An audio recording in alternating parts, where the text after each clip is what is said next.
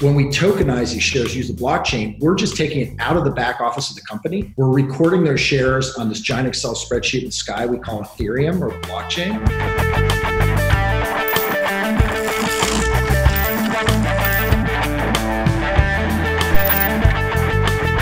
But it's got these great properties, which is that it's public. So if you know that this smart contract represents shares, there's no double counting of shares. And you no longer have to go to the company to record the transfers of the shares. Buyer and seller can find each other digitally. They can transact digitally on the blockchain. And in essence, both of them are writing a new entry to the books and records of the company, and they're both signing it digitally.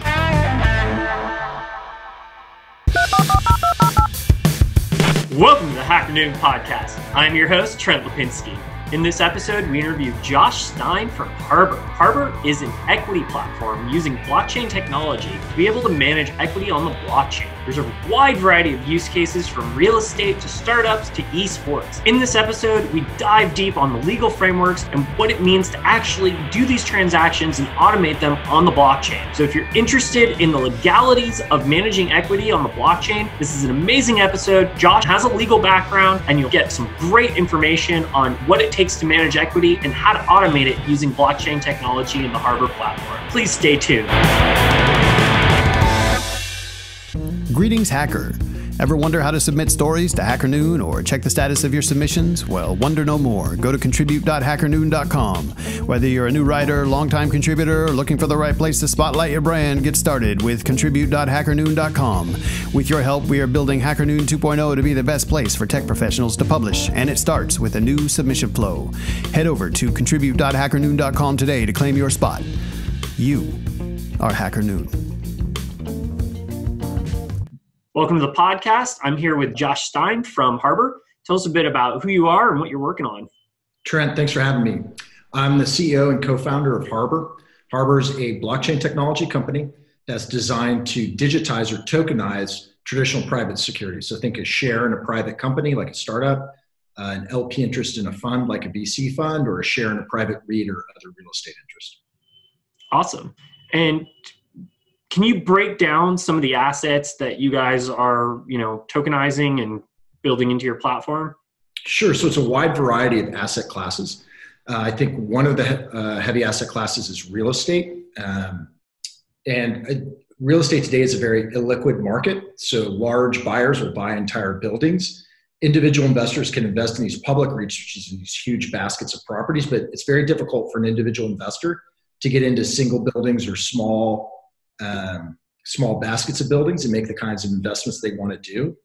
And real estate is, the REITs and the funds are so illiquid that using this technology to reduce the frictions of trade and unlock some liquidity is really game changing. Some of the other asset classes that we're seeing a lot of interest from that we're really excited about are startup companies, particularly blockchain based companies, which makes sense if you think about it. Why not use the technology for your own cap stack? And then we've talked to a number of professional sports teams and esports teams. And that becomes really interesting because the technology allows you to do things you wouldn't normally think of when you would think of a share or a security in a private company. We can now bundle in all these other things to drive engagement with your fans or drive engagement with your investors and your partners. Awesome. Yeah, I definitely, see the opportunities when it comes to equity and startups and being able to, manage that process using tech instead of paperwork. Can you tell us a little bit about your background? Because you're actually a lawyer, right? I am a lawyer by training. So out of college, I spent some time in the Army, spent some time ski bumming out in Colorado, and then went to law school. I worked as a federal prosecutor for just about 5 years. Then I was in-house counsel at a number of highly regulated companies, from defense and aerospace to insurance to other fintech. And then at the last startup I was at, I met Bob Remika and Arisa Mano, my co-founders, and David Sachs, who first came up with the idea for the company. And that's how all of us ended up here at Harbor. Awesome. And what are your thoughts on, where this whole blockchain thing is going? You're bringing obviously this, legal background to the table. You've got quite a bit of business experience and legal experience. There's obviously some hesitation in the blockchain space when it comes to, regulations and, is this legal? But given your background, what is your kind of perspective and take on that? I think the technology is a fundamental transformation. I don't think that the blockchain technology is applicable to every use case out there or every possible case where you use software. Sometimes I think some people make some grandiose claims, but where what you need to do is register and change title or ownership to something. It is, and there's more than two parties involved, it is the best technology out there. I think you mentioned the legal issues or some of the regulatory issues that are out there. It's very complex and different depending on what you're applying the technology to. A lot of us think of Bitcoin as the first and most popular use case today for use for payments or store of value. The regulations and the issues around that look very different than when you use blockchain technology to record and transfer title to other assets. Harbor's using the Ethereum blockchain to do it for private equity. Other people are looking at land title. Other people are looking at a whole bunch of other use cases. So it's the regulations, I don't think, are going to substantially inhibit the adoption of the technology. And in fact, in a lot of cases, the technology shows extra value because the regulations are so complex and the technology allows you to program away the inefficiencies that those regulations impose. Because a lot of this ultimately has to do with bureaucracy, paperwork, and in some cases, legal process. And blockchain ultimately allows you to kind of automate that. Exactly. I mean, blockchain at its heart is recording and transferring title. So anytime you do that, if I trade a stock, I'm changing ownership. I'm changing title to that share of stock.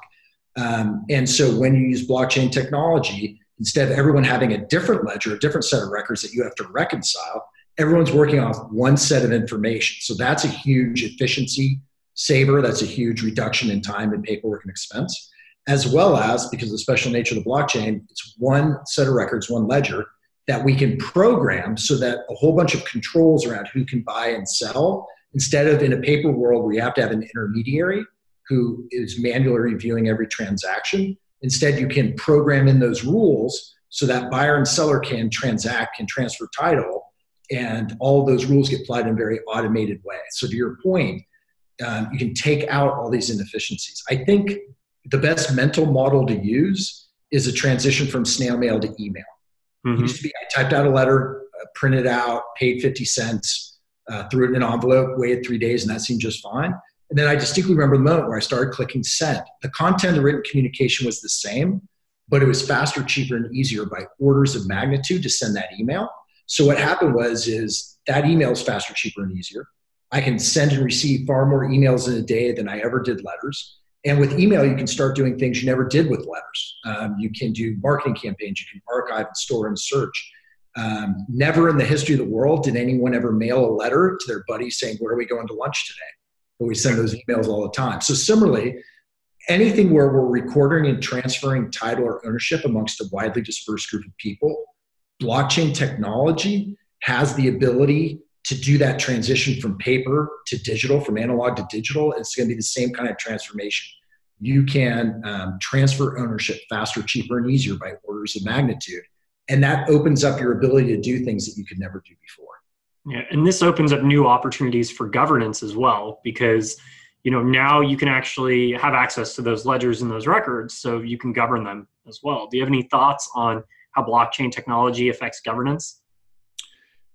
Sure, in a number of ways. I think governance is a really broad word. It's depends on the context you're talking about. So if you think where Harbor's focused, which is on the digitization or tokenization of securities, governance of a company is governed by the voting rights of those securities. Well, in a paper-based world, people get these proxy statements. They get it becomes very difficult to exercise that vote. So votes aren't taken. Because the corporate democracy, that corporate governance is so hard, you just don't do it as often. In a digital world where it's much easier, you can now interact, you can vote, you can do things, make decision-making processes you didn't before. There are certain things that happen automatically due to a contract that today you have the intervention of lawyers and people manually figuring out, did certain conditions happen, do certain payouts need to happen? Those can now all be automated and can be programmed. And if you think of governance more broadly in terms of governance over a technology or a product, that governance is accounted for in some of these blockchain systems with the voting rights that come with certain tokens. You have the ability to sell or disaggregate those voting rights from the ownership through these staking mechanisms. So there's a lot of really interesting ways in which governance can be made faster, cheaper, and easier, and can be programmed or made automatic. And I would argue it adds transparency as well. Greetings, hacker. Ever wonder how to submit stories to Hacker Noon or check the status of your submissions? Well, wonder no more. Go to contribute.hackernoon.com. Whether you're a new writer, longtime contributor, or looking for the right place to spotlight your brand, get started with contribute.hackernoon.com. With your help, we are building Hacker Noon 2.0 to be the best place for tech professionals to publish, and it starts with a new submission flow. Head over to contribute.hackernoon.com today to claim your spot. You are Hacker Noon. A lot of these decisions and a lot of the things you're describing, they're happening in silos. They're happening on paper. Not this information is not necessarily, available to even members of the same company. So in a startup, for example, you don't necessarily know who's voting what and when and why and how decisions are getting made. Sometimes, one person makes a decision because they have to. And there's no record of that. With blockchain, especially when it comes to anything that has to do with securities or equity, you've got a record of it. You do. So the blockchain gives you that perfect immutable record that you can rely on. So the amount of transparency is really largely choosable by the company or the unit implementing the blockchain technology. So for example, you're talking about having more transparency into decision making in a corporation. So for example, you see a wallet address on the Ethereum blockchain. You know that wallet address ABC123 owns 10 or 50 or 100 of something. Whether that 10 or 50, 100 of something are preferred shares in the Series A or credits to the company holiday party or, you don't know that. The company could choose to make that public, but could also choose not to. And you see that ABC123 is 20 of something, and XYZ456 is 50 of something, but whether those two are the same person or different people or who they are isn't necessarily public unless you want to make it. So I think what's really in part exciting about it is you have a real, not only do you have fine-grained control over the recording and transference of ownership, but you can have fine-grained control over what this public ledger or what this immutable ledger shows to the greater world. And what are some of the use cases? I know before we were recording, you mentioned esports. Could you talk a little bit about that? Sure. So we've talked to a number of esports companies about digitizing or tokenizing shares in the company. I think what might help is let's just back up a second and talk about what it means to tokenize shares in a company and what the value prop is generally. And then I think it'll be really interesting to talk about the specific things you can do for esports companies, which I think will be really appealing to the people listening to this podcast. So today, when you own shares in a private company, like an esports company or any other company, those shares are recorded in the books and records of the company. So if you own a share in a new startup, the startup is keeping used to be in the old days, they had a red paper ledger, a red leather-bound paper ledger, and they write down, Trent has 50 shares, Josh has 10 shares. Then people started keeping on Excel spreadsheets, and that's still common today. Your law firm will have an Excel spreadsheet. It'll say Trent 50 shares, Josh 20 shares. Now people sometimes will use software programs like Carta or CapShare or others. It's basically a special Excel spreadsheet to track it. When we tokenize these shares, use the blockchain, we're just taking it out of the back office of the company. We're recording those shares on this giant Excel spreadsheet in the sky we call Ethereum or the blockchain. Yeah. But it's got these great properties, which is that it's public. So if you know that this smart contract represents shares, there's no double counting of shares. And the company, you no longer have to go to the company to record the transfers of the shares. Buyer and seller can find each other digitally. They can transact digitally on the blockchain. And in essence, both of them are writing a new entry to the books and records of the company, and they're both signing it digitally. So rather than the way it normally works, which is you and I agree to exchange our shares, we get the lawyers involved, they trade a bunch of red lines. We got to go to the company, ask for their permission. Then it's got to get recorded in the ledger of the company. And then down the road, all three of the records don't match up. And now we're in a dispute or a giant a whole bunch of brain damage about untangling what went on a year ago. And, people don't realize that happens all the time. Every startup company, every time they do a new fundraising round, is spending time with their lawyers, unclustering the cluster that is their cap table. And it's always the case. Yeah, I've seen it multiple times myself in several projects. So with the Ethereum blockchain, essentially all the restrictions that you do or don't want to impose on the transference of shares, you can automate, and that's where Harbor comes in. You can allow buyer and seller to transact directly. You don't have to have the lawyers involved at 10, 20, 30 grand a pop. And instead of taking weeks to get it all done, it happens in a couple of minutes on the Ethereum blockchain. And then what's particularly exciting as well is there are these places where buyer and seller can meet, exchanges, bulletin boards, elsewhere. And you can trade near instantaneous settlement and no counterparty risk, which is really different than the way the world works today. So that's what's exciting is the promise of blockchain technology when we apply it to private securities is to unlock liquidity because we take away all these frictions to trading in a paper world. The other thing we do is by having a modern software platform to do the fundraising on, you can syndicate far more widely. Like normally in a fundraising round or a syndicated real estate deal, you've maybe got 20 participants tops, maybe 30. And even then you want to blow your brains out because of the paperwork and who wired and did the person wired sign the paperwork and does the paperwork match the money and everything's so hard. But under the securities laws, you can have up to 2,000 shareholders per class of equity. So you could actually lower the check size. If you're raising $50 million, normally you go out to 10 folks and they're cutting checks at $2 to $5 million each. You could actually break that down to 2,000 units at $25,000 each.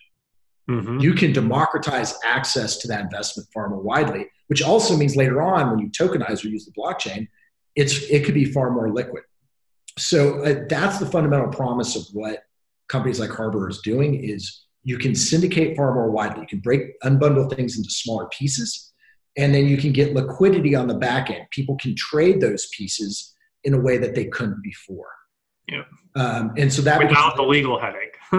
Yeah, exactly. Because all the legal rules get programmed into it. That's the job of Harbor. There's all these complex rules, a maximum number of investors. You have to hold it for a certain period of time. Certain kind of people can buy or sell, and they've got different rules. And the company may have its own special rules. Like the company may say, all our current investors can trade amongst themselves, but nobody new comes onto our cap table unless we approve them, or whatever it is. And so you can think of those as rules around the who, the what, and the where. There are rules around who the buyer and seller can be, rules around what the trade can look like or what the cap table has to look like, and there are rules around where the trade can occur. And that's Harbor's job. We're sitting in the background every time this digital security goes to trade, and we're checking the who, the what, and the where. If they all check out, trade goes through, no one knows Harbor was ever involved. And the wonders of the blockchain are you can trade 24/7, 365 around the globe with near instantaneous settlement and no counterparty risk. If any of it doesn't check out, we throw an error and like an email message bouncing back. It says error would result in too many investors because the last thing you want to do as a startup is go public after your Series A or your C, right? Yeah. Or error, Kim Jong-il at NorthKorea.com is not an acceptable investor for this hot startup, right? Whatever it is. That really takes away all these frictions and barriers to trading in a paper world and allows for liquidity. And what's really neat is Harbor tracks real world identity over time. So you always know who's on your cap table. That's the only way you can enforce these rules. So now you can bundle in rights or perks not normally associated with the security. So imagine you're an esports team. You've got these fans, but you want to drive more fan engagement. What would drive more fan engagement than actually turning them into investors, real estate holders, right? We give employees stock options so that they feel like owners, and it works because then they really are owners. Let's create an ownership mentality amongst our fans. Let's go out and fundraise. Let's tokenize some of our equity, sell it to the esports fans. That's great. Now they feel like owners. But now you can take things that are valuable to those investors. It doesn't cost much to the esports team, but it's very valuable to the investors. So the esports team can raise more money or get a better valuation. Things like, hey, if you invest in the esports team, you get access to special merchandise or swag that only the owners do. You get to meet the e-athletes at at owner meetings once a quarter or a couple times a year. You can do special gaming tournaments, right? You can do a Fortnite tournament where take your investors and split them up on some teams and sprinkle in your professional players and have them all fighting each other, right?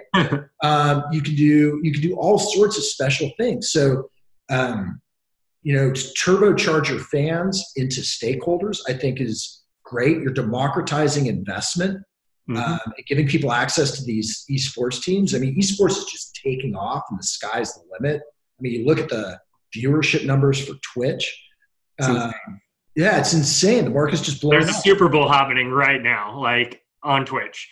In terms of viewership, the numbers are astronomical. They are. I mean, I think of my own kids. I was a gamer starting with the old Atari. God, that was back in the 70s. I hate to admit it.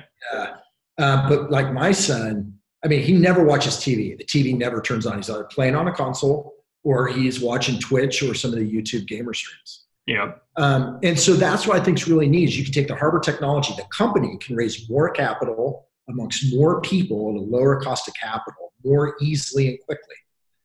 And they can turbocharge their fans or their partners or their vendors into stakeholders the same way we use employee stock options. And on the fan side or the partners or the vendor side, they can really be stakeholders. They can get into investments they couldn't otherwise. They can do it in a more liquid way. So when they need to cash out, they can. And you just create this real symbiotic relationship amongst everybody in your ecosystem. And, the Green Bay Packers in the NFL, they sell ownership as part of that team. They're one of the few sports teams that has done that. They haven't done it on the blockchain yet, but, this has been done in the traditional sports industry as well. And applying it to esports just makes so much sense because you've got a technology that enables them to be able to do this digitally, which, like I said, it just makes perfect sense. So it does. Can you tell us a little bit more about Harbor and, how the platform works? Like, how would someone get started with you guys? Sure. So let me talk to it from an investor's point of view and an issuer's point of view or someone raising capital, because Harbor is a technology platform that helps those two people find each other and interact over the entire life cycle of that digital security. And again, I really want to emphasize what this enables is really revolutionary, but the actual ownership interest isn't any different. You have a share in a company. Today it exists only on paper or exists only in an Excel spreadsheet in the company's back office. Now it exists on the Ethereum blockchain, but the fundamental nature of the ownership isn't any different. It's a share in a private company. It's snail mail to email. It's the same written communication. So let me start with the end, with the way liquidity happens, and then I'll loop back to the beginning to how you get involved. So the way the liquidity happens, to summarize again, is every time that digital security goes to trade, that share in that esports team, Harbor's in the background checking all these complex rules, both the securities laws in the US and elsewhere, as well as the particular rules that esports KYC and that kind of thing, right? Yeah, it's around the who, the what, and the where. So rules around who the buyer and seller can be are KYC and AML. We can't have Vlad at redsquare.com on the cap table. Things about like, is it a credit investor status necessary? And that varies complexly depending on the particular type of security and when it's offered. And there are varying caps and rules. Rules around that particular company may only want to allow existing investors to trade, or they may only want to allow season ticket holders to buy and trade, or whatever it is. There are rules around what the cap table can look like or what the trade can look like. So there's holding periods. There's maximum number of investors. Sometimes there's a minimum number of investors. There may be limitations on no one person can own more than a certain percentage. And then finally, there are rules around where the trade can occur. So companies want to be able to control what exchange it trades on. If it trades on exchange, that exchange has to have a certain type of licensure in certain jurisdictions. Maybe companies only want it to trade over the counter or in a specific place. And so the who, the what, and the where, Harbor's in the background checking those. And if all the who, what, and where check out, trade goes through and no one knows Harbor was involved. Just like when I click send on that Gmail message, I have no idea what Gmail and Yahoo and Outlook are doing. I just know it goes through. If the who, the what, and the where don't all check out, Harbor throws an error and the trade never happens. And just like an email message bouncing back, it's, hey, error would result in too many investors. Error, This company only allows existing investors to trade amongst themselves, whatever it is. So that's the they can define those rules too. That's correct. The company can, at a minimum, Harbor requires that we instantiate what the securities laws require, the ones that we can programmatically enforce. But companies are free to impose rules in excess or above what the law requires. And a lot of companies are interested in that for a variety of reasons. So if we loop back to the beginning, how does all this happen in the first place? Let's start with the fundraise. So let's say you're an esports team. We'll call you Acme Esports Team. I'm a big Roadrunner fan from Warner Brothers back in the day. Everything was always Acme. So Acme Sports Company wants to do a fundraise. They work with their lawyers and Harbor and whomever, and they create this idea of tokenized equity they want to do. For the investor, there'd be a website, acme.harbor.com. And you'd see Acme's name front and center, and the investor would, in a little powered by Harbor logo in the corner, and the investor would go and get vetted. So it's an online fundraising platform to onboard and vet the investor, take care of the documents, and take care of the funding. So the vetting of the investor creates an account, supplies some information, name, address, social, date of birth, copy of their driver's license. Harbor does the KYC AML vetting. We do the accredited investor vetting if that's necessary. Then they'd go on and they'd see the documents. They'd sign an NDA if that's applicable. They'd see the private placement memorandum that gives them all the financial info and the required legal disclosures. And then when they're ready, they'd sign the purchase agreement. It's called a subscription agreement. After they've signed the documents, then you go through the funding or the payment flow. It's like the Amazon.com of buying digital securities. So shares are $10,000 each. You'll get 2. That's $20,000. You can pay in dollars if you want, and then you get wiring instructions into a bank account. You can pay in cryptocurrency, Bitcoin or Ether or some of the stable coins. I think for like paying in cryptocurrency, just think of it as using yen or euros, and there's just a conversion service. It's just a different form of currency that's easier for some folks to use. All this money goes into the escrow account. When the company raises the minimum fundraising, what's called a contingency, you break escrow. So you tell all the investors, congratulations, your investment's been accepted. So up till now, you have a normal private capital fundraising, but because you have this high-speed, low-drag software platform, you can pump through a large number of investors from around the world and very quickly, efficiently, and cost-effectively vet them and onboard them. Versus normally, this is done in a paper world where literally you're emailing documents back and forth, and they've all got different red lines, and you're trying to figure out who wired it. You literally want to blow your brains out. The brain damage is enormous, even when you're only dealing with 25 or 30 investors. If you try, even though legally you could go out to 2,000 investors, you would never do it because on a practical level you couldn't. But, as Horowitz says, software is eating the world, and software will eat this archaic paper-based process of how we do fundraising. Now comes the crypto part. So you've closed the fundraising. That investor, they've got their harbor.com account. It's much like other accounts that you have, Salesforce, Carter, all these others, where they'll see the different issuers they've interacted with. They'll see what they own, copies of the documents they signed. They'll see links to that investors portal for the issuer, that website. They'll see links to any exchanges or OTC desks where it trades. Harbor creates these security tokens. We create them with a qualified custodian, which is important from a legal standpoint. We audit those smart contracts. We we go in and we do an audit of the flow of funds and the accreditation and the KYC AML to make sure everything's correct. There's usually a 90-day worldwide lockup because that's generally the minimum lockup in the US. We want 90 days to do all these quality checks to make sure everything's correct, because this involves security laws. This often involves large sums of money. So you want to take some time to make sure everything's right before you let people start to trade. Oftentimes people want to lock people up for a year because under the securities laws, that's a magical time frame. After a year, everything becomes much easier on everyone. But whether you're locked up for 90 days or a year, on day 91 or day 366, investors can now trade according to the limitations of the securities laws and what the companies imposed on top of that. And they're out there, and the whole time, Harbor's in the background checking the who, the what, and the where. Awesome. And I got to ask, since this is the Hacker Noon podcast, what is some time in your life you've had to hack something? I'll give two. One is when I was young and I had to hack a high school party.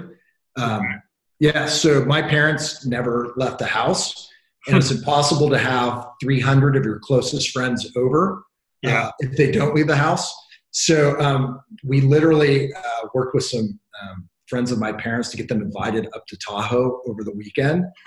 Literally talking about, hey, wouldn't it be great if you guys went and hung out and had this great social event, just so I could get them out of the house and invite 300 of my closest friends.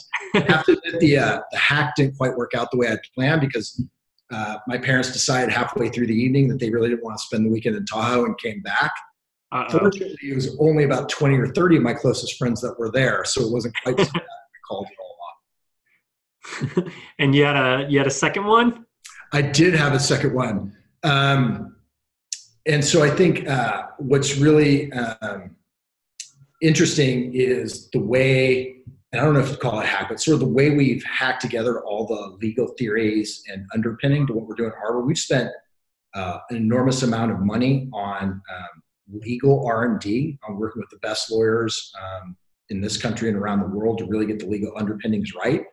And in essence, you've had to solve for all these different countries, all these different types of rules, and essentially create that into one overlay of rules that you can enforce algorithmically. And so I guess you could call it a hack, but it's hacking all of it together to really create this one set of rules around the who, the what, and where.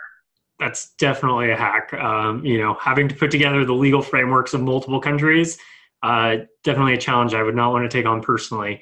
Do you have any final thoughts before we wrap up? Yeah, I think I'd want to emphasize one thing, which is or two things. One is Harbor is just part of this larger ecosystem. So the tokenized securities we issue are ERC20 standard tokens. There's all these other technology protocols and companies that add so much value. Once something's digitized, you can do things with it you couldn't do before. Just like email, there's Marketo, there's all these things you can do with email you can't do with snail mail. So there are important companies like DYDX, which allows you to do derivatives, longs and shorts on these digital securities. There's the 0x protocol, which powers all these decentralized exchanges that allow you to trade this efficiently and in ways you couldn't before around the world. There's things like MakerDAO, which allows you to get efficient margin loans and DAI, this innovative stable coin. There's the Dharma protocol, which allows you to create debt associated with this. There's startups on top of Dharma like Blockboard. And there's all these important companies that, because these are common standards, just like there are all these companies built on email because it's common email standards. And so it's really exciting, not just what Harbor's doing. Harbor's able to exist because we interoperate with all these other players and technologies on the Ethereum ecosystem. And that's what I think is really exciting. Awesome. Yeah, I can definitely see the benefits of being able to easily connect with other companies that are really good at one particular thing and just let them do that. And then you focus on what you're good at, which, hacking together legal frameworks, and making that all automated and making sure those smart contracts and everything is in place and operating legally and correctly. I mean, that's a huge undertaking. So, you've definitely, you've got an interesting project here at Harbor. Well, thank you. We're excited about it. Thanks for having us. Yeah. And where can people find you? The best place to find us is harbor.com. Awesome. And can they get started there? There's sign up information and all that good stuff? Sure. There's you can create your Harbor identity and get pre-vetted. You can see companies that are using the Harbor platform to offer their own securities. And you can get more information if you're interested in using the Harbor platform to help you do your own capital raise. Fundamentally, we're about using this technology to unlock liquidity and broaden access to a wide range of investments. So we're really excited that when people take an interest and come join us. Awesome. Powerful stuff. Well, thank you for coming on the show. Great. Thank you. This concludes another episode of the Hacker Noon podcast. I'm your host, Trent Lapinski. Please don't forget to subscribe to us on iTunes and YouTube and follow us on social media. You can also find us at hackernoon.com and podcast.hackernoon.com for more episodes. Thank you for listening.